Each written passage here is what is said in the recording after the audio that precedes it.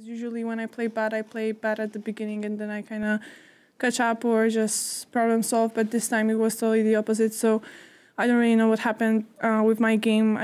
What really happened to Iga Swiatek?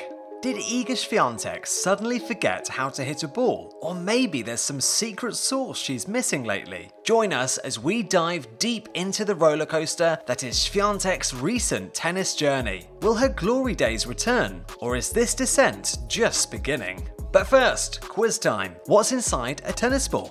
Is it A, cork, B, a ball of rubber bands, C, water, D, nothing? Share your answer in the comments. We'll be lurking and trying to reply to as many of you as we can. Let's see who's been keeping up with their facts. And as always, if this video serves up some tennis joy, volley that like button and backhand a subscribe for more ace-worthy tennis content like this.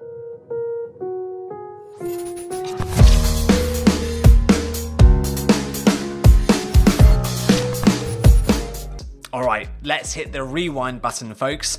Remember, not too long ago, when Iga Swiatek, the Polish sensation, was the toast of the tennis world. Yeah, I'm talking about that earth-shattering victory at the French Open Roland Garros, where she left her competition in the dust. With only 28 unforced errors across 7 matches, she showcased a level of tennis that left jaws on the floor. She made history by becoming the first Polish player, male or female, to win a Grand Slam singles title.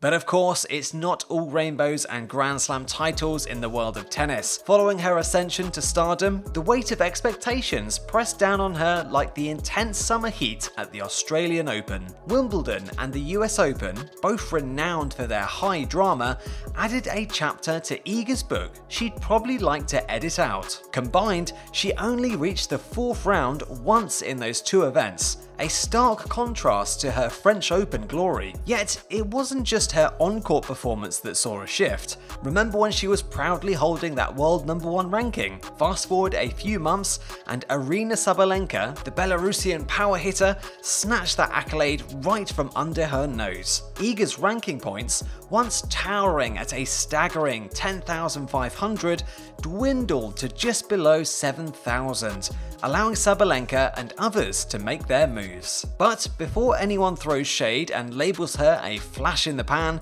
or writes her off as a player who just had her season in the sun, let's set the record straight. Iga's Grand Slam win wasn't a mere stroke of luck or a fluke. Look at the stats.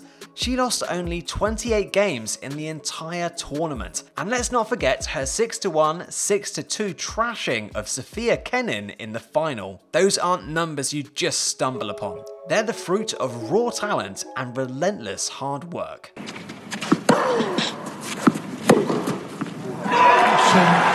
And it isn't.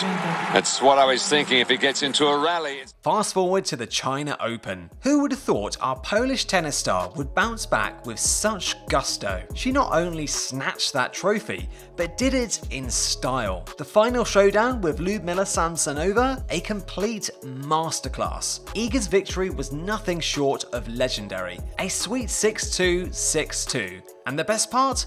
She got her groove back right after that little stumble at the US Open. Baller move, right?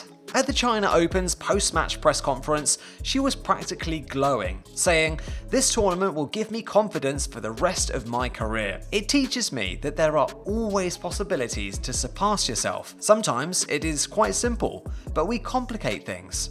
And seriously, who could blame her? That win was monumental, not just for her trophy cabinet, but for her spirit too. But if you thought that was the end of the story, then you're in for quite a surprise. Picture this, you're watching Iga at the Japan Open, confidently expecting another win given her track record against Veronika Kudermetova. A clean 4-0 if you're counting. But then, out of nowhere, Veronika pulls a major upset. I mean, the social media buzz was wild. One fan even cheekily commented on X, formerly Twitter, "Safe to say her game is one-dimensional, and everyone is catching on." Another user wrote, "Iga's time is up. No slam next year for her." Harsh? definitely. True? Well, that remains to be seen. Speaking of dimensions and what's inside, I hope you haven't forgotten about our trivia question of what's inside a tennis ball. It might seem unrelated, but sometimes understanding the core of something can provide unexpected insights. So make sure to keep watching. The answer will be revealed at the end. And hint, it's not a cork. Here's something the numbers won't tell you. Life off the court has been quite a whirlwind for Iga. She's not just Iga Swiatek, the tennis prodigy, but also Iga Swiatek, the girl who gets recognized everywhere. Imagine trying to chill at your favorite spot, only to have fans swarming around. The pressures of fame? Pretty intense. In a candid moment, she mentioned, "People recognize me almost everywhere. It's difficult for me to live in peace and quiet." And if you thought she's all tennis and no fun, you're in for a surprise. Our girl loves her fast cars.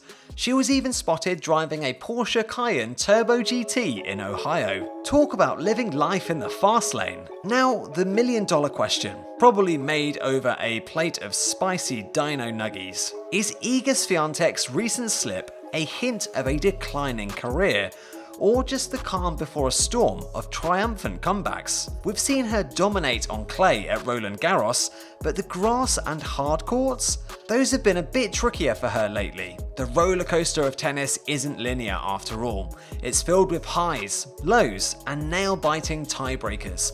So yes, she's had a few bumps, but that doesn't erase her stellar past performances. The upcoming WTA finals?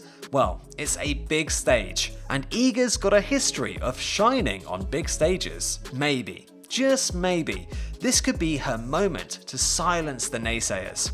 And who knows, with every loss, there might be a lesson, a strategy revisited, a technique refined. As fans, we're on the edge of our seats, eager to see if Iga's Phoenix moment is right around the corner. In the grand scheme of things, tennis is as unpredictable as trying to decide what to binge watch next. But one thing's for sure, Iga's story is far from over. So, will she reclaim her world #1 spot?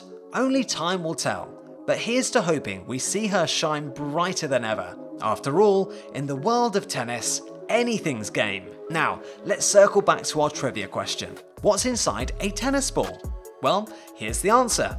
The inside of a tennis ball is empty, filled only with air. Now, let's dive a bit deeper. Tennis balls might seem simple on the outside, but they have a design that's pretty cool. First off, they are hollow. That means there's no cork, no rubber bands, and certainly no water inside. It's just air. This air is what gives the ball its bounciness. When the ball is hit or dropped, the air inside gets squeezed and then quickly puffs back out. This action, in simple terms, is the reason the ball bounces back. But what about the outside?